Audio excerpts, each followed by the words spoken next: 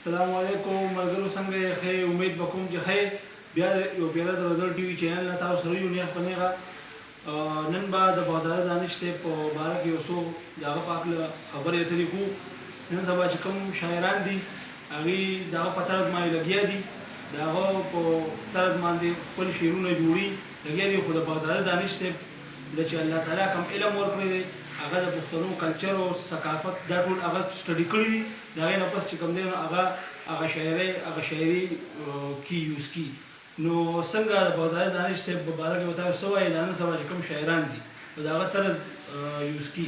نو د هغه باره کې به څه وایي تاسو عنایت صاحب؟ لومبۍ خو زه ستاسو ډېر شکرګزار یم چې تاسو موږ له ملګری کړه د رضا ټي وي چینل کې بي کې د طرفه. لومبۍ خو دا خبره ده چې تا خو مخکې خبرې خلاصې کړې چې لکه مثال په طور هغه یو ښه شاعر دی، یو هغه ښه شاعر دی، نور هم ښه شاعران شته.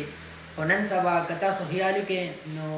چینلې مختلف قسمه جوړې شوي دي، څوک بار ځي، څوک یو خوا بل خوا ځي او ځان سره یو کس نیولي او لکه مثال هغه شاعرېږي. دا نه چې مثال د هغه سوچ په غلطي یا به څه نور څه هغه هم یو خپل سوچ وي. خو لکه چونکې د بغداد دانش غوندې ځکه چې هغه یو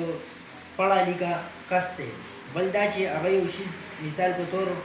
په میډیا شو کي نو هغه به ښه سوچ سمج سره چې کوم دی شو کي، دا نه چې بس پړه کې څه خبر راغله ډایرکټ چې کوم دی راځي. ځکه چې دی بس دا په غونډه میډیا باندې چلیږي، بیا به د دې باره کې مثال بلا قسمه خبرې پتا باندې کېږي. نو دې نه دا خبره ده چې مثال په طور هغه ښه سوچ سمج سره یو کار کي او هغه دومره زر زر هم لکه خپل دغه نه دغه کېږي، ځکه د دې دا ډېر ګران کار دی، د دې ډېر ذهن استعمال غواړي. او دا اوس نن سبا چې کوم شاعران دي نو هغوی لکه سمدستي شاعران ورته مونږ وایو چې ذهن کې څه راشي نو هغه مخکې کي او لکه د هغوی اوس پته نه د هغوی به خپل څه سوچي. ځکه چې مثال د شاعر د هر یو شعر یو خپل بلا مطلبونه دي. مثال د هغه څه مطلب دی، مثال چاته اشاره ده د غني خان او عبدالرحمن بابا او حمزه بابا او عباسین یوسفزی شو مثال په طور داسې بغداده دانش شو، نو دا یو ښه شاعران دي، نور هم ښه شاعران ښه پړه لیکه شاعران دي. نو د هغوی به یو خپل سوچ او د نن سبا خو لکه زیات تر کریډټ چې موږ اوس وګورو دا زیات تر کریډټ به موږ بغداد دانش ته ځکه ورکړو چې نن سبا څومره خلک دي او هغوی کمې خپلې شاعرۍ کوي. دا یو لږ وخت کې دوه درې تقریبا میاشتې نیمې وشوله چې دوه درې یا څومره شاعران راووتل، خو چې ما څومره مې اورېدلي نو ټول طرز ټول هر څه چې کوم هغه د بغداد دانش صاحب په طرز باندې دي. نو چونکې مونږ زیات دا ګورو دا طرز جوړولو دا مثال الفاظ کټا کولو دا ډېر ګران کار دی. ٹھیک شو، چونکې دا به ووایي چې دا الفاظ کټا کولو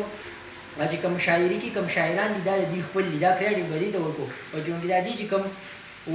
دغه الفاظ یوز کي دا د هغوی کریډټ شو، خو دا چې کوم طرز یوز کي نو دا به مونږ دا کریډټ به بغداده دانش ته ورکړو. او هغه یو ښه پوهه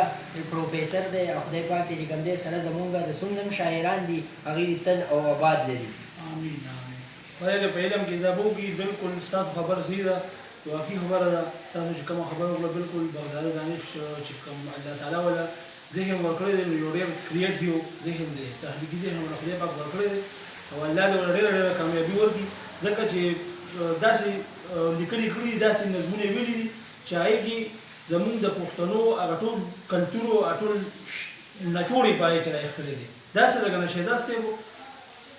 نو مونږ د شاعرانو له پکار دي بلکل شاعري دي کي او چې کوم د شاعرۍ حق دی لکه بغداد دانش صاحب دی، تاسو چې ووایي عباسین یوسفزی شو، نو د هغې چې کومه شاعري ده هر یو شاعر له پکار دی چې هغه طرز ابنا وکړي، هغه لار اختیار کړي. ځکه چې په مونږ کې ډېر کمی دی، د زمونږ کلچر ټول پټ دی، زمونږ کلتور ټول پټ دی چې دا ښکاره شي. د یو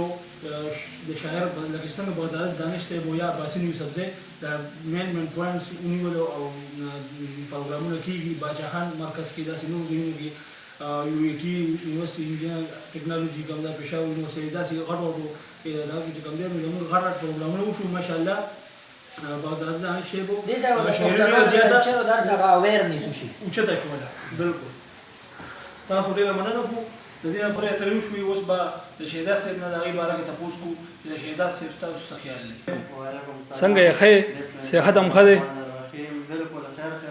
زه شکر دی الله هم ښه ساته. ښه عنایت صاحب چې کومې خبرې وکړو نو د دې په باره کې به ستاسو څه تاثرات دي؟ بلکل عنایت صاحب ښه صحیح خبره وکړې د موضوع حوالې سره بالکل مثلا دا کم کسان طرز راټینګ کړی دی یا د دانش صاحب یا مثلا د باسین صاحب بالکل صحیح وي خو خبره دا ده چې طرز هغې دا خبره پکې بیا درته واضحه کړه چې د دې دا مواد راغونډول دا لفظونه را یو ځای کول صحیح شو دا مې یو ګران کار دی طرز څه خبره نه ده طرز خو بس مثلا چا د کوره وړي خو ذهن ته یو طرز راشي او هغه زه زما چې لکه الله څومره پوهه راکړې ده یم چې ردیف او کافیه سره سمې وکړي بس هغه د هغه شي طرز جوړوي هغه غزل شو نظم شو دا څه شو خو خبره بالکل صحیح ده لکه سمدستي شاعرانو باره کې زه دا وایم چې یاره داسې کار دی چې د شاعرۍ او د لیک دپاره مونږ له چېرې علم پکار دی که نه یعنې پروفیسران شته دانش صاحب شو یا باسم صاحب شو یا داسې نور زمونږ ذهن کې څه پټ دي څه ښکاره دي نو هغې چېرې نو دا سټډي کړی ده د هغې نه پس لیک کړي اصل کې ما په خپله 2009 کې چې کله میټریک پاس کړم ما یو ډرامه لیکلې وه هغه وخت کې زه د پېښور دغه د پېښور ریډیو سټیشن ته تللی وم هغه وخت کې زمونږ یو ملګری و د هغه په دغه باندې نو